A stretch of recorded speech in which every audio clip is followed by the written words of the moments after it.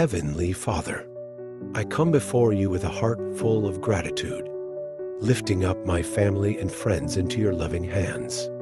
Thank you for the gift of their presence in my life, for the love we share, and for the strength we give each other. Lord, I ask for your divine protection over them. Surround them with your angels, guard their hearts, and shield them from harm. When they are weak, be their strength.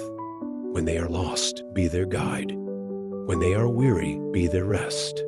Bless their homes with peace, their hearts with joy, and their minds with wisdom. Let love flow freely among us, uniting us in kindness, patience, and understanding. Help us to forgive quickly, love deeply, and cherish each moment we have together. Lord, for those who are struggling, bring them comfort.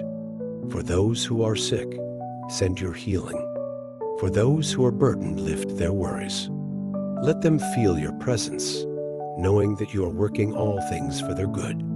May our friendships be rooted in love, our families be bound in faith, and our lives be a testimony of your grace.